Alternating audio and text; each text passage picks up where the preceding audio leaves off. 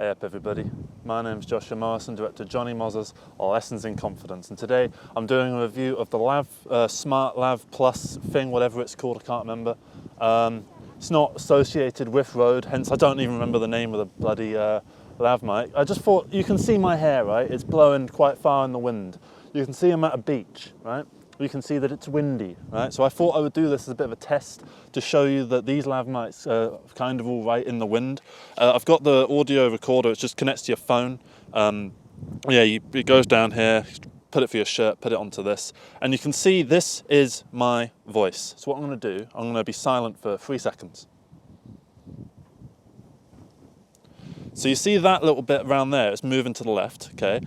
That's the base level of audio.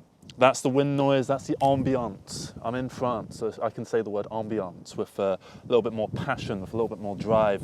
And as you can see, the hair is really like blowing through. And I just thought it would be a good idea to just show you what these lav mics can do out in the wild, out in various places. And as time goes on, if I ever find myself in really windy places, if I find myself up a mountain or something, and I've got the lav mic on, I'm going to do a review of the lav mic, because so far, I have not had a single problem with the lav mic. I had one issue where it was a little bit windy, but the wind didn't sound that bad. It just sounded like normal wind. It just sounded like the wind that you would sort of get in general life. And so look, if I'm sort of stand over here, right? So I'm just sort of going around, right? That's a packet of crisps that's in my pocket. Just sort of jiggle around, right? So you can see, oh, I'm way out of shot. So you can see, it's quite a good little lav mic, this. It's very, very useful for all your recording requirements. It is extremely cold though, so the main limitation is actually that my own ability to enunciate words has actually gone downhill because of this. So let's try something, right? So as you can see, just using a everyday lighter. So you can see, each of these little spikes is the lighter lighting the cigarette, right? I can't seem to light a cigarette because... Does that give you an idea of how windy it is here? The wind's gone down a little bit for the sake of the video, which thanks God. But I think it's just a good little way of showing that these lav mics are really useful in various situations. I got them not really expecting much. I kind of just got them because they were like 50 quid. I thought, whatever, it's a little, if it doesn't work, and at least I can use them for like little things here and there, and they can be a backup, you know? If I go on trips away and stuff, and it can be my backup microphone. And no, they've ended up becoming my main thing. I've got a Deity S-Mic 2, it costs like 400 quid, right? I prefer this. I've actually gotten a bit sick of boom mics now, and I just prefer lav mics. Now, admittedly, there is something a little bit weird about recording into a phone, because the phone has its own compressor and stuff like that it adds onto it, and it's got its own EQ and things, because that's what a phone is good at. It's good at deciphering noise within a larger context. Do you know what I did earlier? I sent a voice note, right, which was me playing a song. Right? And it had vocals on it, and I was playing the acoustic guitar, and I sent this as a voice note to someone. It's just like a demo of what the song was going to sound like, and I listened to the song back, and it was literally just my voice, and it had somehow gotten rid of the acoustic guitar noise, and I just thought, how the hell has it done that? I really didn't have a clue how it had managed to achieve that, and I just thought, well, damn, if that's what these phones are actually capable of, if you put something like this onto it, then you're doing something well for yourself. There is a more expensive version, which I'm going to try at some point. I might get one of those. And then I'll review that as well. I've just put the light straight through that hole. Yeah, I'm in France where the wind is more French and a lot more aggressive. Those two aren't related, but it's just like the wind here is ridiculous. And that little pop, this is... So you can hear, that's the sound of it. And do you know what I noticed? All the sounds of things just sound fairly normal. They sound like what they sound like in real life. If a plane is blowing out your conversation in real life and you're having to shout over the plane, I feel like it only makes sense you have to shout over the plane for the sake of the audio, because it makes it feel normal, right? Sometimes audio is crap in real life to your own ears. You ever like at a concert or a club or something and you're trying to hear someone's conversation over the blaring music? you don't always want great audio, you want realistic audio, because realistic audio isn't always good. Sometimes it sounds like crap, and that's part and parcel of the entire experience of having ears and listening out for things.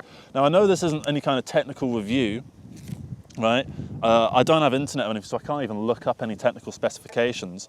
It's, I do know one thing. It is not cardioid microphone where it goes out like that. That's what a boom mic does. It kind of goes out like that, right? And it's quite a thin receptor. And basically I'm talking about, if you got say this is the microphone, right? And you want the audio going kind of like that. If you got the subject over here, so you want it to go kind of like that. Sometimes microphones go a bit like that. These microphones will go all around because the microphone is in front of me, right? So it needs to be able to record from many different positions. So say if I put it like over here, over here, over here, over here, over here, over here, over here, over here. It's not really, the waveforms aren't changing too much. And also another good thing about these lav mics is you can whack them onto things as like, you know, just as a plant mic. I can't whack it onto this because it's too thick, but fuck it. So you can do stuff with it. You can hold it up to people. You can get little wind covers for them, which maybe I should have considered for filming out here in the wind. So say I put it up to my face like this. This doesn't sound great. This sounds all right. This sounds all right. This sounds all right. This sounds all right. And let me just pull it. This sounds all right. This sounds all right. Can you not? This sounds all right. This sounds all right. Sorry, it just came up with some advert, and like I'm in the middle of recording a video here. So you can see that they have various uses, right? You can see that you can get quite a lot from these things. I like them. I like these lav mics, and I'm just doing this as a general test, just to show you. Like I'm not sponsored by Rode for this, so I'm just doing this. Like Rode makes some crap products as well, you know, but this isn't one of them. So yeah, this is the general video. I know it's not a brilliant video. You know, I know this video kind of sucked, but what are you gonna do? So thank you very much for watching it. Hope you enjoyed it. It's just weird speaking English because I'm in France and there's French people around who can see me speaking English to a camera like I'm like some like vlogger. I don't like that because I'm not a vlogger. Let me put it down like on the chest. I saw a thing with some like crypto scammers, and they had the lav mics down here, and I think this is a really weird place to have it. Like it's just, I feel like it should be a bit higher up. Some people have them like right up here. And I think that's a bit weird because like your chin is getting in the way. It's blocked because the channel right goes from here up to here. My chin is blocking and absorbing the audio, and the audio is coming out of my mouth like that, right? So really, you want it to be in a place where it can capture as much of that forward kinetic audio energy as possible. So I'm going out like this, right? So really, that's pointed in the wrong direction. You kind of want it to go forwards. You kind of want it to sort of be a bit like that. So now there's a bit of the surround cardioid thing, the general recording sphere. You need to understand how recorders and audio works to understand this review. Otherwise, I am just talking gibberish. Go watch like Curtis Judd. He does real audio reviews. If you want, he's probably reviewed this. If you wanted a real review, right, go look up Curtis Judd. He does like tests and stuff. I don't do tests. I just piss about. So yeah, that's it. That's the video. Goodbye. Take care. Love you.